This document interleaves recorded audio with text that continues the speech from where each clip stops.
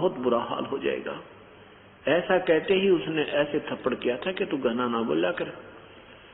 इतने में अंतर ध्यान हो गए। अब जब वो अंतर ध्यान हो गए तो दोनों फूट फूट कर रोने लगे। सारी उम्र रोते रहे। ये तो कोई भगवान था, कोई फरिश्ता था, इतने दयालु है परमात्मा। ये कसक भी जो उसने परमात्मा की तरफ उन्होंने शेष जीवन रो रो कर बिताया, ये भी परमात्मा के चरणों में क्रेडिट हो गया उनका, जिसके कारण उनको फिर पुनः जन्म मनुष्य का हुआ और ब्राह्मण के घर जन्म हुआ। दोनों का फिर शादी संयोग हुआ।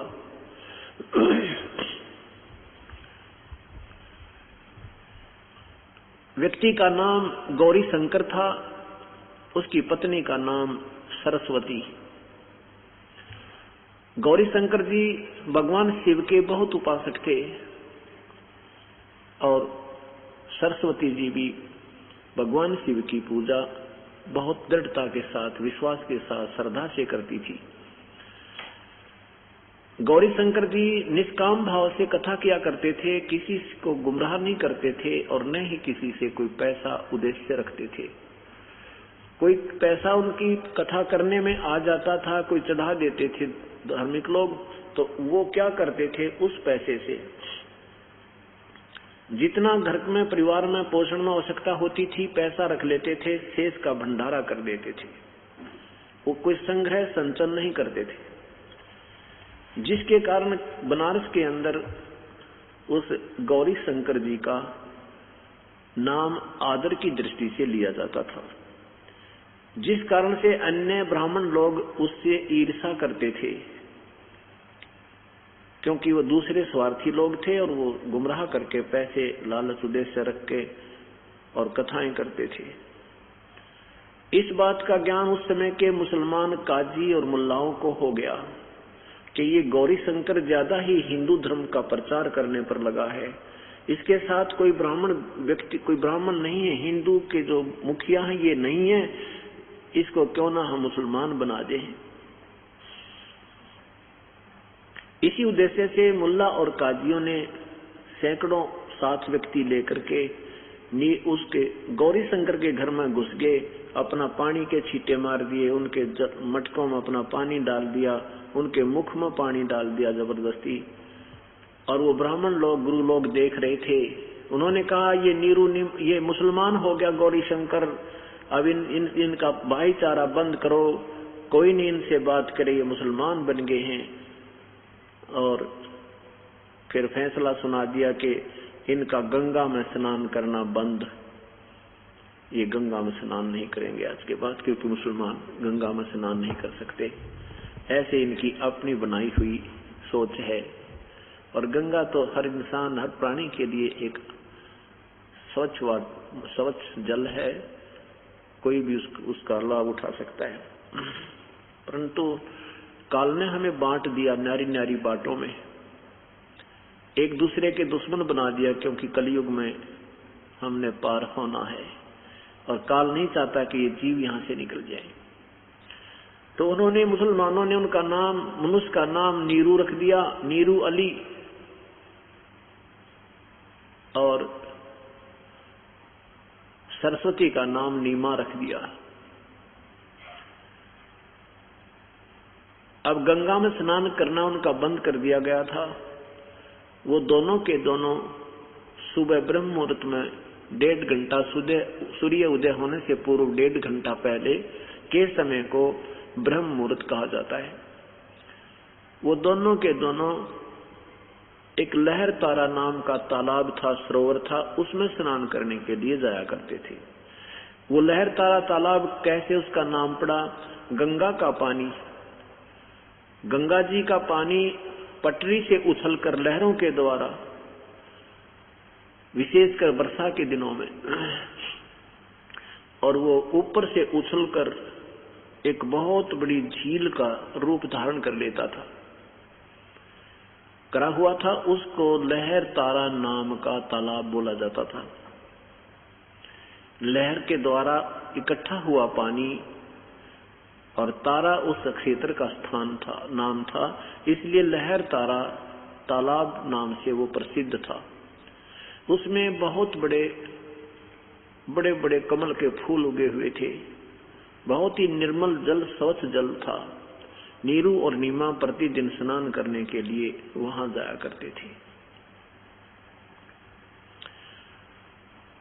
अब उनकी लगभग, नीरू की आयु भी 50-55 साल की होगी, से भी ऊपर होगी थी। तब तक उनको कोई संतान नहीं थी। परमात्मा अपनी प्यारी आत्मा सुदर्शन जी के उस वचन को याद रखते हुए उन्हीं आत्माओं के लिए फिर उनसे मिले। कैसे मिले? सन 1398 विक्रमी संवत 1455 ज्येष्ठ सुदी पूर्णमासी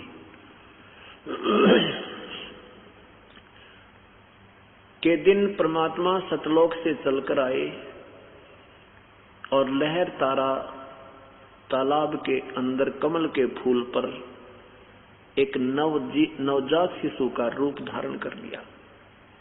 जब परमेश्वर आकाश से आ रहे थे, उनका शरीर बहुत तेजों में था। दूर स्थान से ऐसा लगता है, दूर से, कि जैसे कोई प्रकाश पुंज आ रहा हो। उस समय श्री रामानंद जी के एक शिष्य ऋषि अष्टानंद जी उसी लहर तारा तालाब पर स्नान कर रहे थे। स्नान करने के उपरांत वहां बैठकर साधना करने का प्रयत्न कर रहे थे। और जो ही अष्टानंद जी ने ऊपर देखा, आकाश में एक बहुत गजब, बहुत ही तेज रोशनी नजर आई। जैसे सूर्य की तरफ देखते हैं तो एकदम सूर्य का प्रकाश बहुत ज्यादा दिखता है। आंखें बंद करते हैं तो सूर्य का केवल अंदर का घेरा दिखाई देता है। तो ऐसे जो ही उसने देखा उस प्रकाश की तरफ से, आंखें बंद होगी, आंखें चुंदी आ गई। आंखें बंद की तो उसमें एक बालक रूप दिखाई दिया। आंखें फिर खोली तो वो प्रकाश एक कमल के फूल पर सिमटता हुआ नजर आया। और फिर आंखें बंद की तो देखा कोई बालक, ये तो कोई नवजात शिशु नजर आ रहा है। फिर देखा अंधेरा था, कुछ नहीं दिखाई दिया। अब उस अष्टानंद जी ने सोचा कि ये कोई मेरी भक्ति की उपलब्धि है या कोई मेरी वैसी भ्रमणा है, आज मैंने प्रकाश दिखाई दिया। क्योंकि हमने भगवान को प्रकाश रूप मान रखा है इन दंत कथा सुनाने वाले ऋषि और महर्षियों की थ्योरी से, उनके सिद्धांत से। इस दृष्टिकोण से अष्टानंद जी ने सोचा कि शायद मुझे आज भगवान की प्राप्ति हो गई हो, मेरी साधना सफल हो चुकी हो, अपने गुरुदेव से पूछता हूँ।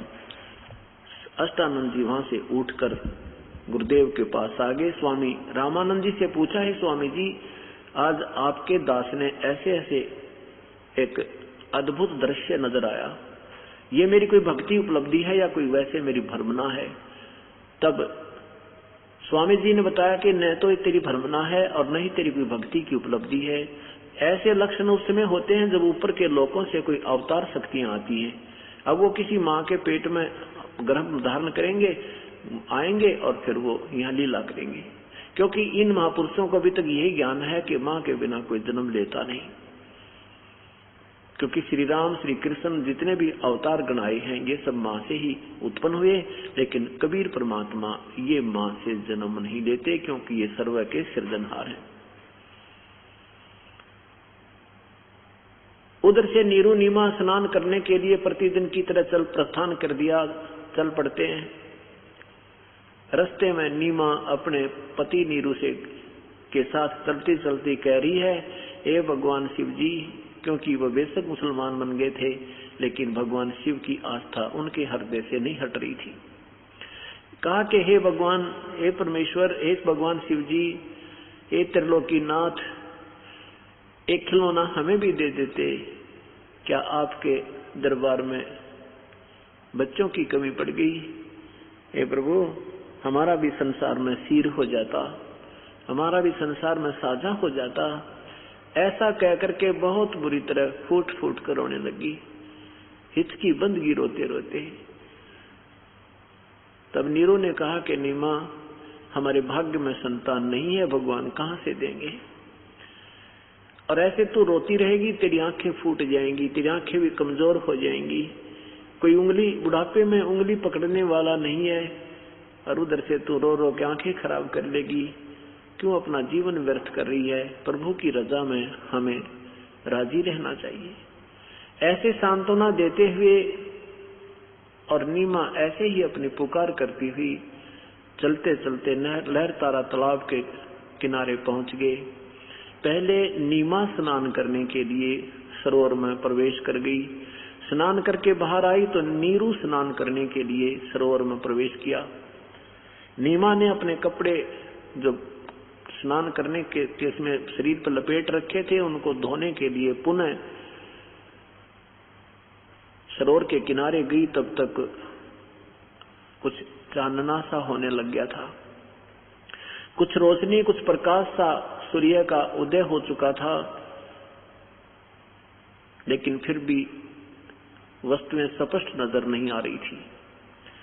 नीमा स्नान करने के लिए उस कपड़े को धोने के लिए किनारे पर पहुंची तो उसने देखा कि कमल के फूल पर कोई चीज हिल रही है, कोई वस्तु डोल रही है। ऐसा लगता है जैसे कोई सर्प ना हो, क्योंकि परमेश्वर ने बालक रूप धारण करके अपने पैर के एक अंगूठे को मुख में चूस रहे थे और एक पैर को हिला रहे थे, ऐसे हिला रहे थे।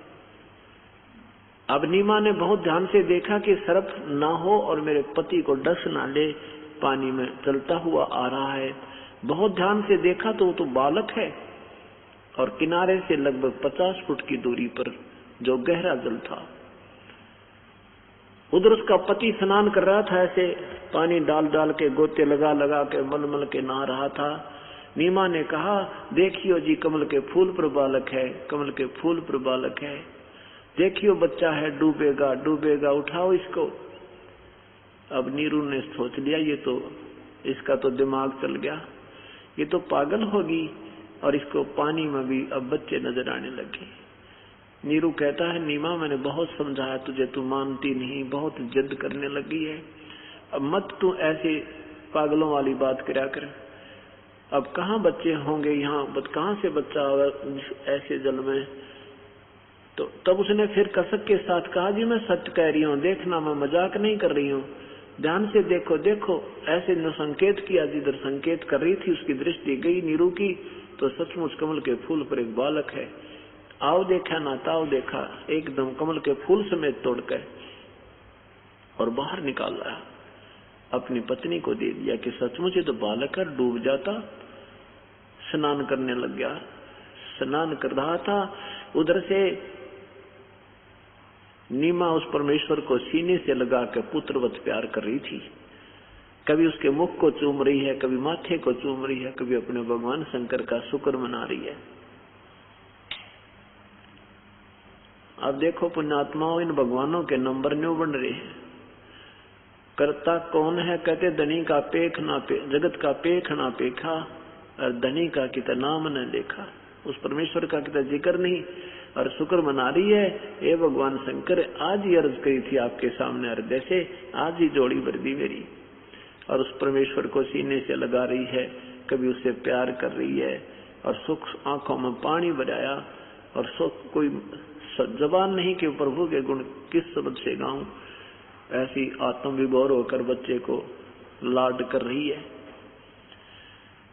अब नीरू बाहर आया। नीरू ने हिसाब लगाया कि हम पहले तो मुसलमान बना रखे, मुसलमान हमारे साथी नहीं, हिंदुओं से मेल नहीं, और इस बच्चे को अगर हम घर ले चलेंगे तो नगरी के लोग पूछेंगे किसका बच्चा है, कहाँ से उठा लाए, कोई चोरी करके लाए हो, इसकी माँ रो रही होगी, बताओ इनके माँ बाप कौन है। ये कूट कूट के हुलिया बिगाड़ देंगे और हम कहेंगे कमल के फूल पर है, ये कहते हैं झूठ बोल रहे हैं, कमल के फूल पर बालक हो नहीं सकता, कैसे रुक सकता है। अब बताओ कैसे बताएंगे। तो इस दृष्टिकोण से उसने अपनी पत्नी से कहा कि आप इस बच्चे को यहीं छोड़ दो, इसको घर ना ले जाने में हमारा हित है। नीमा कहने लगी, जी मुझे नहीं मालूम, मुझे नहीं मालूम इस बालक ने मेरे पर क्या जादू कर दिया, इसके बिना मैं अब रह नहीं सकती, मैं अपने प्राण त्याग सकती हूँ, इस बालक को नहीं छोड़ सकती।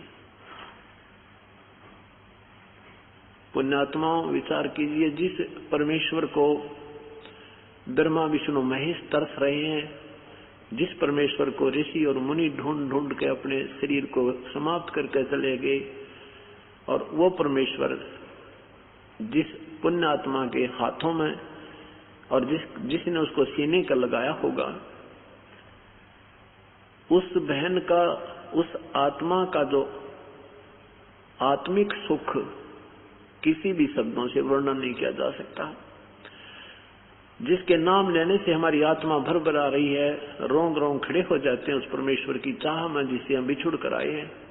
और वो स्वयं आकर के जिस बहन और भाई के सीने से लगा है, जिसने पुत्रवत उनको प्यार दिया है, अब उस सुख को वही जान सकते हैं। अब नीमा कह रही है कि मैं इस बालक को नहीं त्याग सकती, आप मुझे कुछ भी कहो। नीरू ने समझा कि देखो हमारे साथ ये सतिथि आ सकती है, हमें गांव से भी नगरी से भी निकाला जा सकता है और बच्चा भी छीन लिया जा सकता है। उसने कहा कि मैं इस बच्चे को लेकर देश निकाला ले लूंगी, ये बालक नहीं दूंगी, मुझे मेरी जान भी चली जावे और मैं इस बच्चे को घर लेके जाऊंगी। मुझे नहीं मालूम इसने मेरे ऊपर क्या जादू कर दिया। तो इस बात को सुनकर नीरू ने सोचा यह तो बड़ी जिद्दन होगी, और कभी अब पहले मेरी हर बात की आज्ञा का पालन करती थी, अब बिल्कुल ये अपनी ही चलाती है और कोई भी समाज को नहीं देख रही है।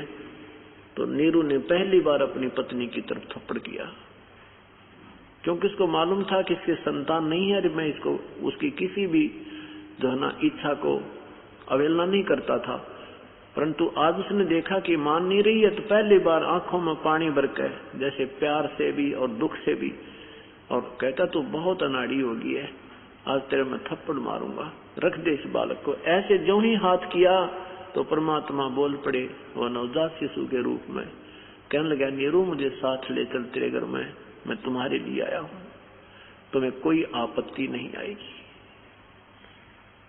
इस बात से नीरू घबरा गया कि कहीं कोई देव ना हो, कोई फरिश्ता ना हो, और आगे आगे चल पड़ा चुपचाप। नीमा बच्चे को लेकर साथ चल पड़ी।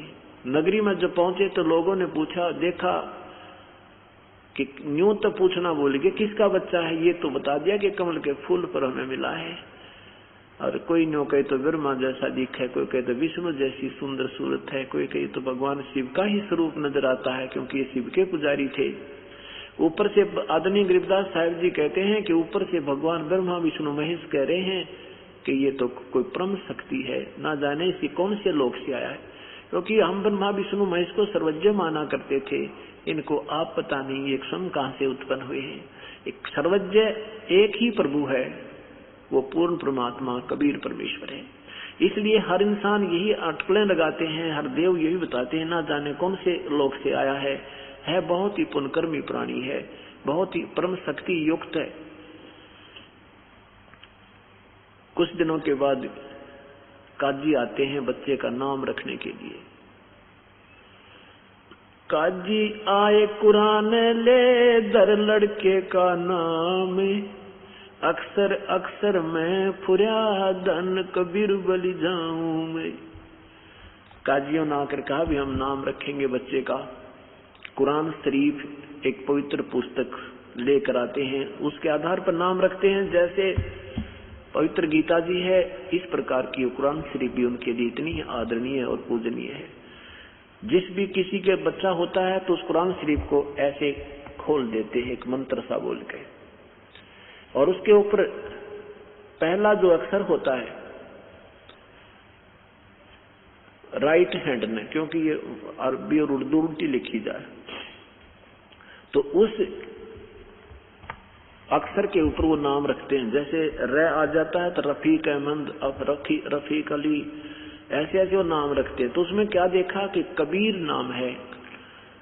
कुरान शरीफ सूरत फुरकानी आयत नंबर 19, 21, 25, 52 और 58 में, 52, 58 और 59 में, और भी कुरान शरीफ में काफी जगह तो कबीर शब्द लिखा है। और वही कबीर शब्द उनको उस दोहे के पहले अक्षर में आ गया। तो उन्होंने कहा, अब आपस में डिस्कस की काजी और मुल्ला ने कि ये तो बहुत ही उत्तम नाम है, ये गरीब, ये छोटे जुलाहे के नहीं रखने योग्य है, ये तो बड़े घरानों में रखने योग्य है। ऐसे ऐसे तो उन्होंने फिर कहा फिर खोल कुरान को। वो दूसरी बार फिर कुरान शरीफ को खोला तो जिस पृष्ठ पर देखा वो पूरे ही पृष्ठ दोनों के दोनों, दूसरा लेख नहीं रहा, कबीर कबीर, कबीरा कबीरा, कबीरन कबीरन, ये सब लिखा हुआ था। उन्होंने फिर देखा, पूरी कुरान शरीफ उलट पुलट कर देख ली, कुरान वाला लेख समाप्त होकर के पूरी सारी की सारी उस कुरान शरीफ में जो वो लेकर आए थे केवल कबीर शब्द रहा। और परमात्मा नवजात शिशु रूप में बोले कि मुल्ला काजी मेरा नाम कबीर ही चलेगा इस कलयुग। अब जब सामने बालक बोला उन मुल्लाओं की घिघी बंदगी, ये तो कोई फरिश्ता है, और वो कुरान शरीफ भी वहीं पटक दी, कहने लगे कोई जादूगर है ये तो, ना जाने कहो कौन सिद्ध पुरुष है, इसने हमारी कुरान शरीफ का ही उदोना काम बिगाड़ दिया। इस प्रकार परमात्मा का नाम कबीर चला, क्योंकि इस युग में उन्होंने अपना नाम कबीर ही प्रचलित करना था। क्योंकि कबीर नाम लेने से भी हमारे पुण्य बनते हैं, हमारे ये ऐसा निर्मल नाम है। अब फिर क्या होता है कि कुछ दिन जब 25 दिन के हो गए प्रभु और कुछ खा नहीं रहे ना कुछ पी रहे हैं, और शरीर इतना स्वस्थ है जैसे बच्चा रोजाना 2 किलो दूध पीवे। इतना स्वस्थ शरीर था कि जैसे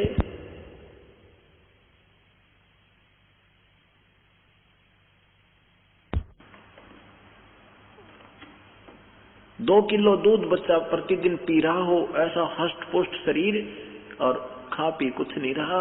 लेकिन माँ फिर रो रही है, वह मुंह बोली माँ, नीमा रो रही है, भगवान से प्रार्थना कर रही है, हे शंकर भगवान आपने मेहर करी अपनी बच्ची पर, और ये एक लाल दिया तूने, अब ये कुछ खा नहीं रहा ना पी रहा मेरे परमात्मा, अब ये मरेगा,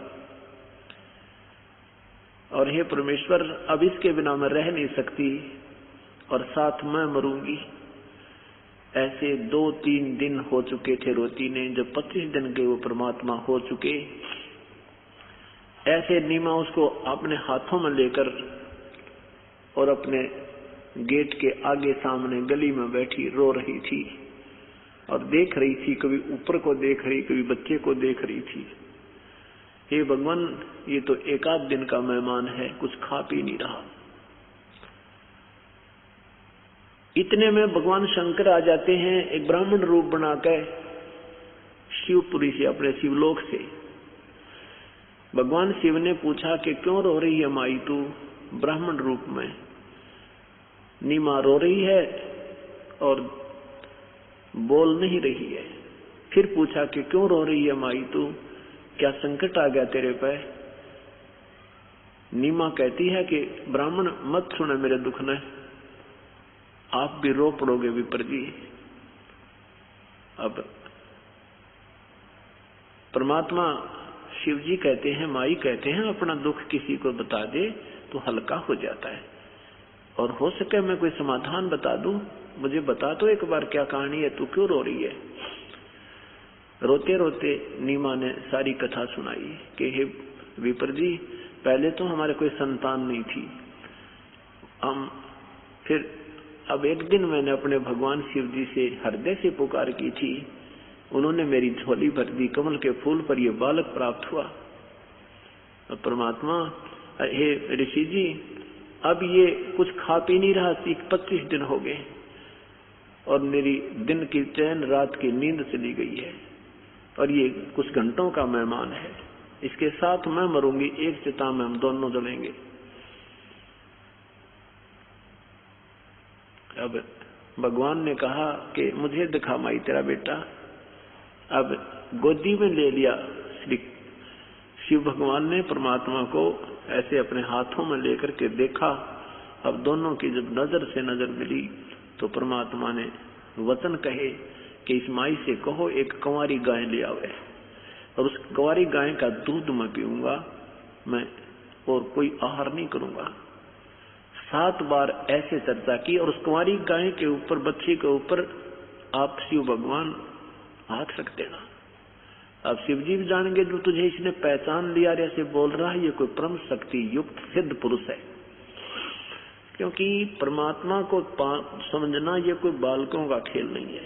120 वर्ष तक यहाँ गलियों में घूम गए, हम नहीं पहचान पाए, क्योंकि जौहरी बिना परख लाल की कर नहीं सकता, और जौहरी के बताए बिना विश्वास हो नहीं सकता कि ये सचमुच लाल है। अभी जौहरी नहीं मिला था हमें, अब इस दास को जौहरी बनाकर परमात्मा ने भेज दिया। उस लाल की परख कराने के लिए सत्संग किए जाते हैं, ताकि आप उस लाल से पहचान परिचित हो सको और फिर उसमें आपकी रुचि बन सके। तब नीमा से भगवान शंकर ने कहा, जैसे ब्राह्मण लोग सांत्वना दिया करते हैं,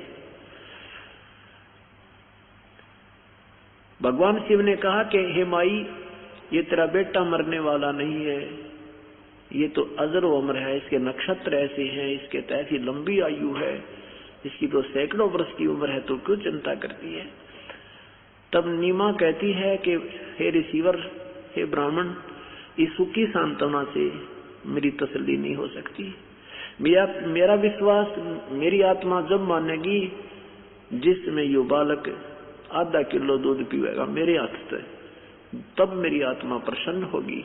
नहीं तो ब्राह्मण जी, ये सुखी सांत्वना मेरा असर नहीं कर रही, मेरा दिल नहीं मान रहा। तब उसने कहा कि जा, तेरा पति कहाँ, उसको बुला और एक कुंवारी गाय लिया, और एक कुम्हार के घर से स्वच्छ बर्तन भी साथ लेता आएगा। नीरू को आवाज लगाई, नीरू बाहर आया, उसने कहा कि कुंवारी गाय लाओ, और ये ब्राह्मण जी कह रहे हैं वो गाय दूध देवेगी। नीरू जाग चुप करके चल पड़ा, क्योंकि पहले विश्वास किया करते संतों की हर बात पर। नीरू चला गया, एक कुंवारी बच्चिया ले आया और कुम्हार के घर से एक कोरा पात्र भी लेता आया, मटका छोटे साइज का। भगवान शिव ने परमेश्वर के आदेश से कुंवारी बच्चिया के कमर पे हाथ मारा, और लंबे लंबे सतन हो गए उस गाय के, बच्चिया के, और अपने आप दूध उनसे धार बंध गई, और नीचे वो पात्र रख दिया। पात्र भरते ही बंद हो गया। परमेश्वर ने कहा कि ये अपने जीवन दूध देवेगी, कभी नए दूध नहीं होगी, और ना ही ये ब्यावेगी। अब जब वो दूध पिया परमेश्वर ने, वो गाय लगी दूध देन, तब उसने नीमा ने शुक्र मनाया ब्राह्मण का, और कहा, ब्राह्मण, मैं बहुत, हमारे पास आपको 4 अन्य भी भेंट करने को नहीं है, मैं बहुत गरीब हूं। तो भगवान शिव ने कहा, माई, मैं वो ब्राह्मण नहीं हूं तो दक्षिणा लेने के लिए आते हैं, मैं तो रास्ते चलता तुझे देख लिया था, इसलिए ये तेरा भगवान ने कल्याण कराना था। ऐसा कहकर के भगवान शिव प्रस्थान कर गए। अब प्रतिदिन वो गाय दूध दे रही है, और नीरू उसकी परवरिश, गाय की देखभाल करते हैं, चारा लाता है, और परमात्मा दूध पी रहे हैं प्रतिदिन। अब क्या होता है कि नीमा को तो दूसरा काम ही नहीं रहा, केवल उस बच्चे के ही संग लगी रहे, कभी सीने से लगा रही है, कभी वो खेलते को देख रही है, गली में चले जाता है तो भागी जाती है, पीछे पीछे, बेटा दूर मत जा। अब पहले दोनों मिलकर कपड़ा बुनते थे। हाँ, उन्होंने जब मुसलमान बन गए थे, बना दिए गए थे, तो उनके पास जो पूजा का पैसा आता था वो बंद हो गया। तो नीरू और नीमा ने अब रोजगार की चिंता होगी, तो उन्होंने क्या सोचा कि अब हम ये कपड़ा बुनने का कार्य शुरू कर देते। तो उन्होंने जुलाहे का काम शुरू कर दिया था, जिस कारण से वो जुलाहे कहलाने लगे। तो अब नीरू, पहले दोनों मिलकर कपड़ा बुनते थे, अब नीमा हाथ नहीं लगाती कपड़े गए, और नीरू अकेला जो कपड़ा बुनता है उससे गुजारा नहीं चल पा रहा, और साथ में फिर वो गाय के चारे में इधर उधर बांधने खोलने में भी लगा रहता है। तो और ज्यादा वित्तीय हालत कमजोर होने लगी। एक आध बार तो नीरू और नीमा भूखे ही रह जाते थे, रात को भोजन नहीं मिलता था। ऐसी स्थिति देखकर परमेश्वर ने क्या रजा बख्शी, क्यों ज्यों ही माता जब पालने में संभालने के लिए आई प्रभु को, अपने हाथ से ऐसे कपड़ा नीचे जो डाल रखा था वो ऐसे कपड़ा उलट दिया, उस कपड़े के नीचे एक असरफी मिली। उठाई नहीं, घबरागी कि ये कोई देव की वो है या किसी और व्यक्ति की है, किसी ने जादू मंत्र की कर दो रहे, वो दूर खड़ी होगी। तब परमात्मा ने कहा कि नीमा ये असरफी उठा ले और किसी को मत बताना, ये प्रतिदिन तुम्हें एक असरफी सोने की मिला करेगी और इसमें से उतना ही रखना जितना तुम्हारा आहार और इस बछिया का काम चले, शेष को भंडारे में लगाते रहना। नीमा अपने पति को बुलाकर लाई कि ये बच्चा बोल रहा है। नीरू बोला ये तो कोई बहुत ही पुण्य आत्मा है और हमारा संयोग जुड़ना था इसके साथ। क्या बात है कि ये असरफी रखी है और ये कह रहा कि ये असरफी तुम्हें रोज मिला करेगी, ये किसी को नहीं बताना है। नीरू बोला भाई ठीक है, जो भगवान दे रहा है तुम्हें क्या दिक्कत है। नीरू ने उठाया, उसको बुनवा कर लाया, अपना जो सामान रोटी आहार का चाहिए था वो भोजन वो अपना ले आया और बाकी का भंडारा कर दिया। ऐसे प्रतिदिन एक असरफी उनको परमात्मा के उस पोचड़े का तल नीचे पाने लगी। इस तरह उनका वो रोजी रोटी की समस्या भी परमेश्वर ने हल कर दी। ये सत्कर मानना पुण्यात्माओं, हम भगवान की महिमा से दूर पहुंच गए हैं। हम स्वयं अपने प्रयत्न से ही सोचते हैं हम ही सब कुछ कर लेंगे, परमात्मा करेगा वही होगा, नहीं तो आपका केवल संस्कार ही होता है। परमेश्वर जो चाहे सो कर सकता है। सतगुरु जो चाहे सो कर ही 14 कोट दूत जमडर ही ऊत भूत जमत्रास निवारे चित्रगुप्त के कागज पाड़े। क्या बताते हैं कि जब माँ के पेट में जब तुम थे उस समय हमारी किसने पालन किया था? ना माँ वहां कोई हमारा सहयोग कर सकती थी, ना पिता कर सकता था, ना कोई भाई ना बहन। तो वहां भी हमें उस परमात्मा ने आहार पहुंचाया, चाहे कोई भी जुगाड़ जोड़ा उसने। तो कहते हैं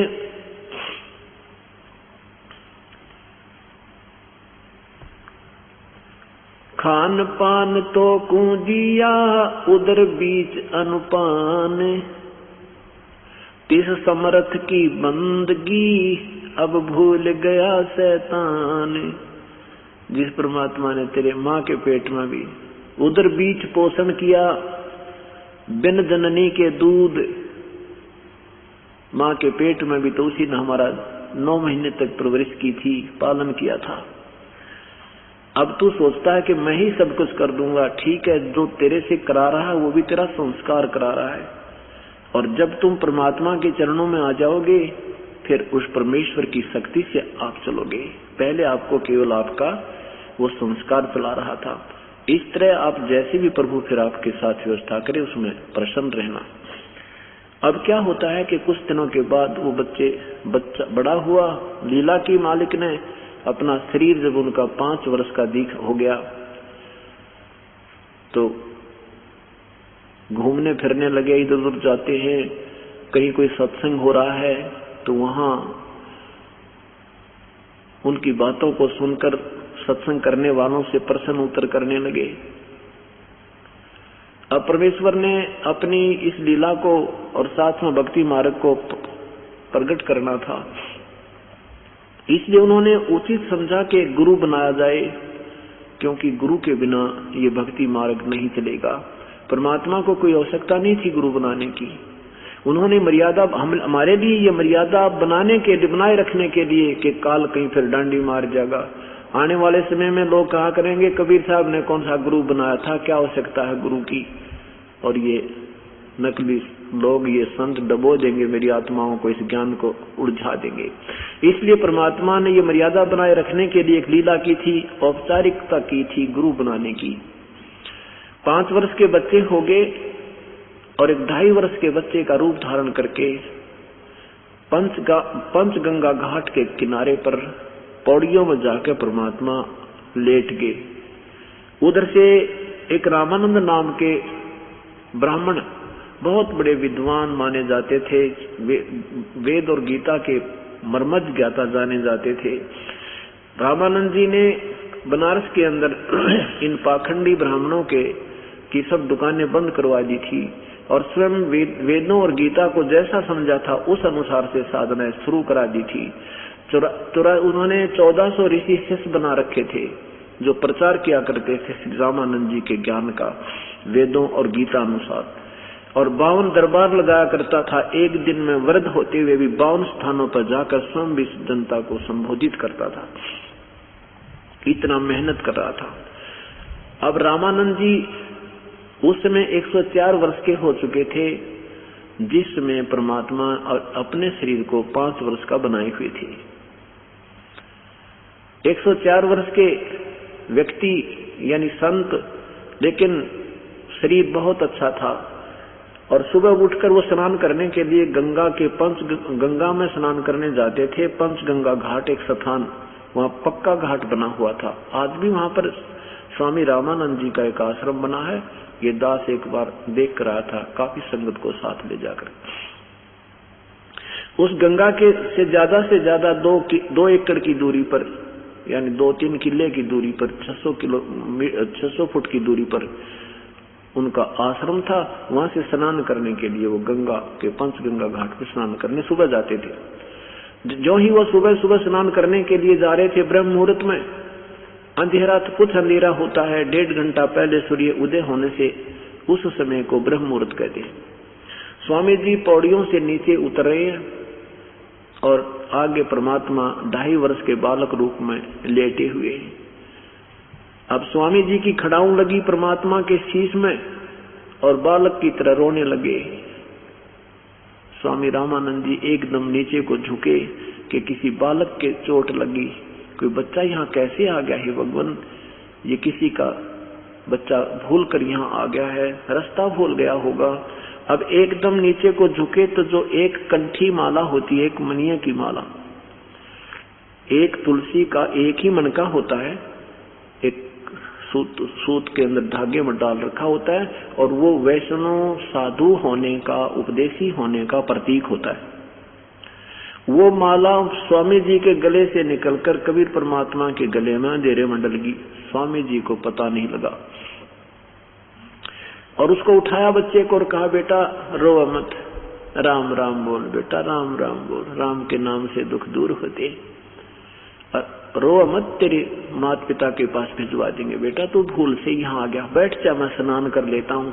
परमात्मा ने रोना बंद कर दिया और बैठ के एक पौड़ी के ऊपर जाके स्वामी जी स्नान करने लगे। परमात्मा वहां से अंतर्ध्यान हुए और अपने मुंह बोले माता पिता की झोंपड़ी पर आकर सो गए। स्वामी जी ने स्नान किया, देखा कि बच्चा कहाँ गया, देखा तो बच्चा है नहीं, सोचा चला गया होगा बच्चा, अब सूर्य उदय हो चुका है, उसने अपने घर का पता होगा। बात समाप्त हुई।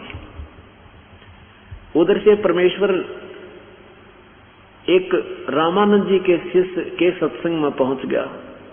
स्वामी रामानंद जी का एक शिष्य ऋषि सत्संग कर रहा था और विष्णु जी की महिमा का गुणगान कर रहा था, और 5 वर्ष के बालक कबीर परमेश्वर वहां जाकर विराजमान हो गए। स्वामी जी, वो ऋषि जी कह रहे थे कि विष्णु भगवान सर्वेश्वर हैं, महेश्वर हैं, मृत्यु ये वासुदेव हैं, सर्वव्यापक हैं, सब ब्रह्मांडों के रचनहार हैं, अजरो अमर हैं। इन्होंने कंस को मारा, इन्होंने पूतना को मारा, इन्होंने शिशुपाल को मारा, श्री राम रूप में रावण को मारा, इन्होंने कुब्जा को उद्धारा, जटायु का उद्धार किया, भिलनी का उद्धार किया। ये सर्वशक्तिमान हैं, सब ब्रह्मांडों के रचनहार हैं, इनके कोई माता पिता नहीं है।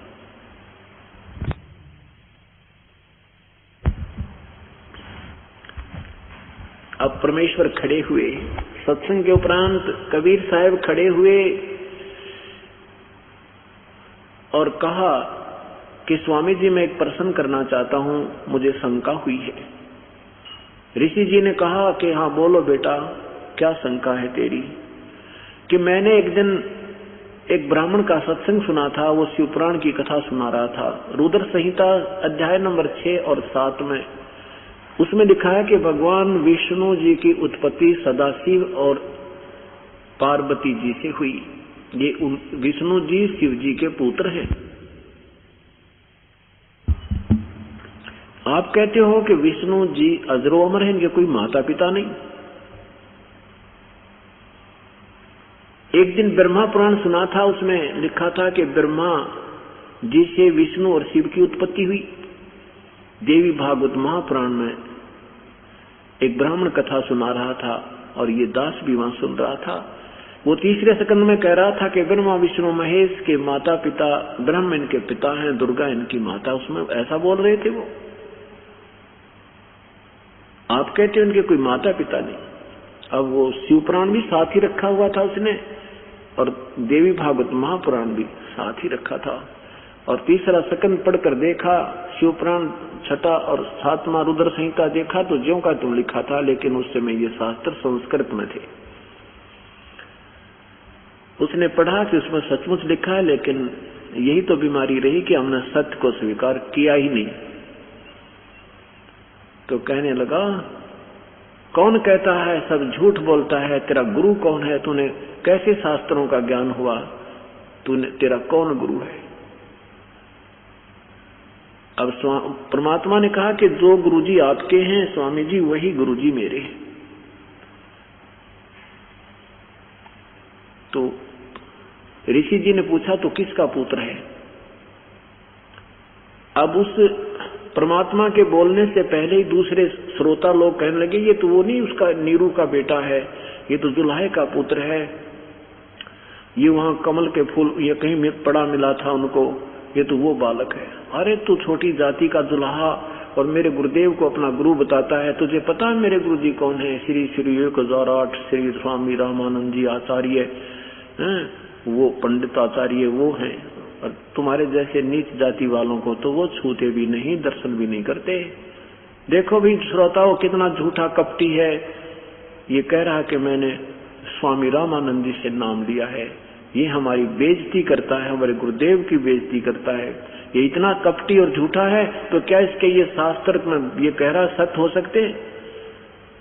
सब ना जी नहीं हो सकते। ये क्या जाने वेदों के शास्त्रों के विषय में, आप जो कह रहे स्वामी जी वही सत्य होगा। अब परमात्मा क्या कहता है कि साच कहूं जगमार ही और झूठ कही ना जाई हो, और साच न पूरा पावते न झूठो जगपति आई हो। अब क्या होता है, स्वामी जी को ऋषि जी कहते हैं कि मैं स्वामी जी के पास जाऊंगा और तेरी शिकायत लगाऊंगा, और तुम भी आना श्रोता, कल देखना इसकी क्या गत बनवाऊंगा। स्वामी जी देखना इसकी डंडों खाल उतार देंगे, ये बेइज्जती करता है ब्राह्मणों की, छोटी जाति का। परमात्मा बोले जो गुरुजी हमें सजा देंगे मुझे मंजूर है। अब वो ऋषि जी जाकर के स्वामी रामानंद जी से कहता, प्रभु हमारी तो नाक काट दी, हमें तो बाहर निकलने योग्य नहीं छोड़ा। एक छोटी जाति का जुल्हे का बेटा 5 साल का बालक कहता है मैंने स्वामी रामानंद जी से नाम ले रखा है, और शरीफ सभा भरी सभा में मेरी इंसल्ट कर दी प्रभु उसने। रामानंद जी आदरणीय गरीबदास जी अपने परमेश्वर की महिमा का चित्रण करते हैं, कहते ही इनो को दखड़े नो का उसको ला बुला के उसकी खाल उतार दूं, तुम्हारे सामने जोत लगाऊं, तुम्हारे सामने पूछूंगा, मैंने कभी नाम ही नहीं दिया, मैं तो उनके दर्शन भी नहीं करता। अब शाम का समय हो गया, सुबह 5-7 जने 10 जने वो मस्टंडे वो ब्राह्मण लोग पहुंचे परमात्मा को पकड़ने के लिए। वो ऋषि बन रहे थे जो गुरुदेव शिष्य थे उसके रामानंद जी के। अब नीमा देख रही थी कि ये रोजाना उलाने लाता है, क्योंकि कबीर परमात्मा किसी न किसी को रोज छेड़ कर आया करता, और वो आके उल्हाना देन आते कि अपने बच्चे ने मना कर ले, ये ऊट पटांग बात करता, हमारे गुरुजी को जाके वाद विवाद करता है, इसने बोलने तक का बेरा कौन ही, छोटा सा बालक है, और ये बात ठीक नहीं रहेगी। तो माता बहुत धमकाती थी उनके सामने, क्यों गरीब और वो ब्राह्मणों का बोलबाला, तो उसने सोचा थी कि इनके सामने धमका दूं, उनके सामने धमका देती थी तो क्यों ज्यादा शरारत करता है, चुप रहा करे, तुझे क्या पता बेटा शास्त्रों के बारे में, ये तो विद्वान पुरुष हैं, उनके विषय साथ तो मत वाद विवाद किया कर। अब परमात्मा कहते थे माता जी मैं सही कह रहा हूं, ये झूठ बोल रही है। अब एक 5 वर्ष के बालक पर माँ भी विश्वास नहीं कर सकती, और विद्वान वो संस्कृत के ज्ञाता, और वो एक छोटा सा बालक। तो माँ भी उसको कहने लगी, बेटा तू मत शरारत करया करे, घना ना बोलिया कर, तू दादा मत पाके। तो क्या कहते थे भगवान कि माता ये सब मेरे बच्चे हैं, ये काल ने भलो रखा है इनको, ये झूठा ज्ञान दे रहे हैं, ये काल के दूत हैं, मैं अपने बच्चों को समझा नहीं सकता क्या? वो माँ फिर धमका देती, कुआं एक आधा थप्पड़ भी लगाने की तैयारी कर ऐसे करती, तुझे मारूंगी, बन गया दादा तेरे बच्चे हैं। तो भगवान परमात्मा कबीर परमेश्वर कई बार रूठ जाते थे और कहते थे तुम मेरे साथ दुर्व्यवहार इसलिए करती है, तुम मेरे पे विश्वास नहीं करती क्योंकि मैं तेरा बेटा नहीं हूं, तो मुझे कहीं से उठा कर लाई है। ये बालक बताते हैं, लीला करते हैं परमात्मा। और तेरा बेटा होता तो तू नहीं ऐसा करती, इन लोगों की बातों पर विश्वास करके मुझे बार बार नहीं ताड़ती, ऐसा मुंह बनाकर एक तरफ बैठ गए। तो नीरू ने सीने से लगा लिया भगवान को और बहुत रोई, कहने लगी बेटा तू नहीं जानता इन कसाईयों के बारे में, ये तुझे भी मार देंगे और बेटा तू मेरे से चला जाएगा। और मत छेड़ा कर, तू क्यों सिर मत दर्द किया करे, मत कहा कर कुछ भी, इनको करने दो जो करते हैं। मैं कैसे करने दूं माँ, मैं तो आया इसी उद्देश्य से हूँ। अब नीमा के समझ परमेश्वर की वाणी ने बात, एक पुत्र वात्सल्य में अंधी हो रही थी, इतने में उसी दृष्टिकोण से सोच रही थी कि ये मस्टंडे आज फिर आगे मेरी कुटिया की तरफ आ रहे हैं 10 जने, और यू आज भी कोई कुबत करके आया है, कल इसने कोई छेड़ा है। तो उठ अंदर गई, कुटिया में जाते ही कहा बेटा उठ जल्दी सी। सो रहे थे भगवान, लीला कर रहे थे, उसको पकड़ के झोपड़ी के पीछे ले गई। वहां पीछे ने कुबाड़ सा पड़ा था, वहां जाकर और इसको ऊपर एक गुद्दड़ सा डाल दिया, कोई कपड़ा डाल दिया मोटा रजाई सी, और कहा तू बोलिए ना बेटा। उसने देखा तो 10 जने आ रहे हैं, एक भी को नहीं, और सीधे आकर के इतने वो वापस आई तो देखा वो द्वार पर खड़े हैं। कहाँ तेरा बेटा कमबख्त, बताओ वो कहाँ है? यूं कहकर के अंदर झोपड़ी में घुस गए और वो उठा कर उनकी चारपाई भी उलट पुलट कर दी। कहाँ है तुम्हारा बेटा? उसने हमारी नाक में दम कर रखा है, उसने कहा है कि हमने रामानंद जी से नाम ले रखा है, वो झूठा है। अब निम्मा ने सोची आज तो ये निकम्मे कतई नहीं बख्शे। कहने के जी उनसे कहती कोई बात तो बता दो, मेरे बेटे से क्या गलती होगी, मैं क्षमा याचना करती हूँ, मैं ताड़ दूंगी उसको। कहने नहीं बता कहाँ है वो। अब परमात्मा ने सोची है मेरी मुंह बोली माँ को दुखी करेंगे, पीछे से आवाज लगा दिया कि ये बैठा ऋषि जी में कुटिया के पीछे। अब आगे गए सब, पीछे ने आवाज सुनते ही देखा तो पीछे वो रजाई में लिपटे बैठे, वहीं से पकड़ लिया उनको, और माँ उसको बच्चे को पकड़ रही है, छीन रही है उनसे, उनको धक्का दे दिया और वो काफी दूर तक घिसटती चली जाती है। अब परमात्मा को रामानंद जी की कुटिया के सामने जाके खड़ा कर दिया और कहा स्वामी जी ये आ गया है वो चोर। स्वामी जी रामानंद जी ने सामने एक पर्दा ला रखा था, अपनी कुटिया के सामने उस तरह विशेष एक पर्दा लगा दिया, ये दिखाने के लिए दुनिया को कि मैं इसके दर्शन भी नहीं करता और इन छोटी जाति वालों की मैं शकल भी नहीं देखता। केवल ब्राह्मणों को ही उपदेश दीक्षा दिया करते थे स्वामी रामानंद जी, अन्य जाति वालों को हे समझते थे। और परमात्मा ने यह मरोड़ काटनी थी रामानंद जी की, उनको सीधा करना था।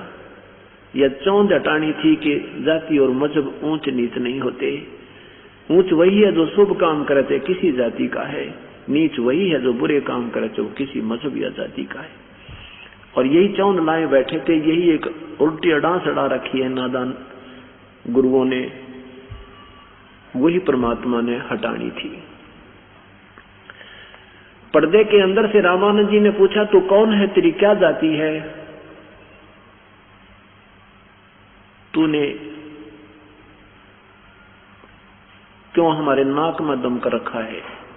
परमात्मा ने क्या कहा, जात हमारी जगत गुरु परमेश्वर है पंथे, दास गरीब लिखत पड़े मेरा नाम निरंजन कंत। कंत माने भगवान, प्रभु, स्वामी, पति। कंत माने पति, मालिक। अब आदरणीय गरीबदास साहिब की अमृतवाणी आपको सुनाते हैं, जो परमेश्वर के दर्शन करने के उपरांत उनकी दिव्य दृष्टि काम करने लगी थी, और पहले और आगे की जो भी उन्हें घटनाएं थी वो ऐज की ज्यों की त्यों चित्रार्थ की, जैसे तुलसी साहिब जी ने श्री रामचंद्र जी की लाखों वर्ष पहले की घटी घटनाएं अपनी साधारण संत भाषा में चौपाइयों के माध्यम से चित्रित कर दी थी, और ज्यों की त्यों ऐसे ही गरीबदास साहिब ने अपने परमेश्वर के विषय में अपनी अमर वाणी में कहा है।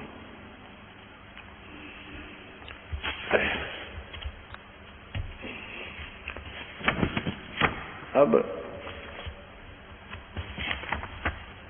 क्या बताते हैं कि जात हमारी जगत गुरु परमेश्वर है पंथ, दास गरीब लिखत पढ़े मेरा नाम निरंजन कंत।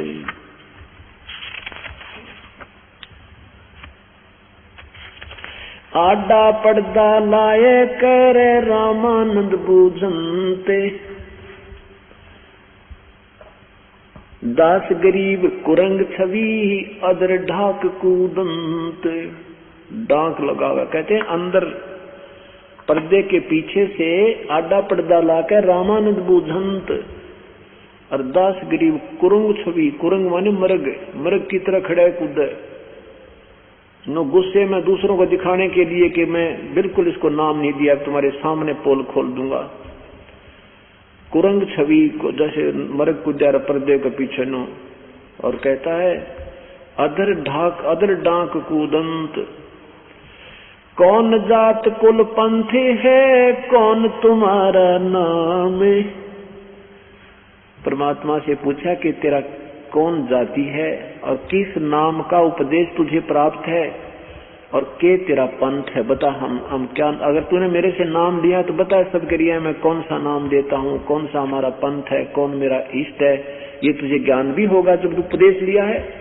तो क्या कहते हैं, कौन जात क्या तेरी जाति है, कौन जात कुल पंथ है कौन तुम्हारा नाम। दास गरीब आधीन गति वो बोलत हैं बलि जाऊं मैं। कति जैसे गुरु के सामने शिष्य बोलता है वो परमात्मा उसी शिष्टाचार से कति विनम्र होकर बोलते हैं कि बलिहारी जाऊं उस परमात्मा पे जो लीला करने आए थे। गरीबदास जी कहते हैं मैं बलिहारी हूं उस परमेश्वर पे, और आधीन भाव से बोल रहे हैं। क्या कहते हैं, जात हमारी जगत गुरु परमेश्वर है पंथ, दास गरीब लिखत पढ़े मेरा नाम निरंजन कंत। जाति पूछ रहा है तो मेरी जगत गुरु जात है, मैं सबको शिक्षा देता हूँ, सबको तत्व ज्ञान कराने आता हूँ। तेरे ब्रह्मा विष्णु महेश को भी मैंने ही ज्ञान दिया था, और मेरा परमेश्वर पंथ है। ईश्वर और परमेश्वर तीन प्रभु हैं। ईश ब्रह्म को कहते हैं, और ईश्वर ईश माने मालिक, स्वामी, प्रभु। ईश्वर यानी उस ईश से भी श्रेष्ठ, उसका भी पति, उसका भी मालिक। जैसे मुनिवर, ऋषिवर यानी ऋषियों में एक श्रेष्ठ, ऋषि और भी हैं उनमें कोई श्रेष्ठ। ऐसे ईश तो ब्रह्म है, ईश्वर परब्रह्म है, और परमेश्वर उस ईश्वर से भी परम वो परमेश्वर कहलाता है। कहता तुम तो ब्रह्म की साधना तक सीमित हो, तुम ईश की साधना करते हो, हम परमेश्वर पंथ है मेरा, उस परमेश्वर के पाने का मार्गदर्शन करने के लिए मैं आया हुआ हूँ, मैं जगत गुरु हूँ। जात हमारी जगत गुरु परमेश्वर है पंथ, दास गरीब लिखत पढ़े मेरा नाम निरंजन कंत। रे बालक सुन दुर्बुद्धि तेरा घटमट तन आकारे, दास गरीब दर्द लग्या हो बोले सिरजनहारे। गरीबदास जी महाराज कहते हैं परमात्मा ने जब ने कहा ना कि मैं निरंजन, क्योंकि ब्रह्म के उपासक हैं काल के, कि मैं तेरा भगवान हूँ, वो निरंजन मुझे ही मान। क्योंकि राष्ट्रपति प्रधानमंत्री कह सकता है मुख्यमंत्री मुझे ही जान, क्योंकि उसके पास मुख्यमंत्री वाली पावर भी होती है। मुख्यमंत्री तो उसका एक असिस्टेंट होता है प्रधानमंत्री का। इस दृष्टिकोण से कहता है कि मैं ही वो भगवान हूँ जिसकी तू पूजा करता है। तो स्वामी जी कहते हैं अरे नादान, क्योंकि ये भगवान को निराकार मानते हैं। अभी तक किसी की बुद्धि देख ले, और पूजा करते हैं साकार विष्णु की और फिर भी परमात्मा को निराकार ही मानते हैं। तो क्या कहते हैं, रे बालक सुन दुर्बुद्धि, तेरा तन मन घट, तेरा घटमट तन आकार तो सशरीर दिखाई देता है। और गरीबदास जी कहते हैं बड़ा दुख हुआ रामानंद जी को जब परमात्मा ने अपने आप को भगवान कहा। दास गरीब दर्द लग्या जब हो बोले सृजनहारे। और कैसे अपशब्द कहे, तुम मोमिन के पालवा, तेरा दुल्हे के घर बासे। दास गरीब अज्ञान गति, एता दृढ़ विश्वास। जैसे गुस्से में आकर कहते हैं ना, तो उसका गेलड़ है। जैसे पहले कोई बहन का कोई पति मर जाता, उसका कोई एक पुत्र होता, उसकी दूसरे किसी गांव में शादी कर देते थे, उसको गेलड़ बोला करते, और उसका कोई अधिकार उस संपत्ति पर भी नहीं होता था। ऐसे उस ढंग से कहते हैं कि तू मोमिन के एक दुल्हे मुसलमान के तो तू पल रहा है, और भगवान कहता अपने आप को तुम मोमिन के पालेवा, तेरा दुल्हे के घर बासे। दास गरीब अज्ञान गति, एता दृढ़ विश्वास। तर्क तलो से बोलते रामानंद सुर ज्ञान। दास गरीब कुजात है ये आखिर नीच निदान। औरों को कहते हैं ये छोटी जाति का ना कुजात है, इसकी माँ का बेरा ना बाप का, इसके कोई कुल का पता नहीं, इसलिए ये छोटे मुंह बड़ी बात बना रहा है, भगवान से भी ना डरता, अपने आप को भगवान कह रहा है। गरीब दास कुजात है ये, और है नीच निदान, पक्का नीच है, इसलिए तो भगवान कहता अपने आप को। अब क्या बताते हैं, मैं के बदन खुलासे करे सुन स्वामी परवीन। दास गरीब मनी मरे है मैं आजज आधीन। के हे स्वामी जी आप मेरे गुरुदेव हो, मुझे नीच कहो चाहे कुत्ता कहो, मैं आपका बच्चा हूँ और मुझे कोई दुख नहीं आपका, लेकिन मैं जो आपसे कह रहा हूँ मैं वही हूँ, इसमें कोई शंका नहीं। क्या बताते हैं, मैं अवगत गत से परे इन चार वेद से दूरी। दास गरीब दसों दिशा में सकल चंद भरपूर। इन तेरे चारों वेदों में जो वर्णित विधि है उससे नहीं मिलता, मैं इनसे भी अलग मेरा पाने का तरीका है, और मैं सर्वव्यापक भी हूँ। मेरी सब जगह सारी पूरे सब ब्रह्मांडों पर मेरा कंट्रोल है।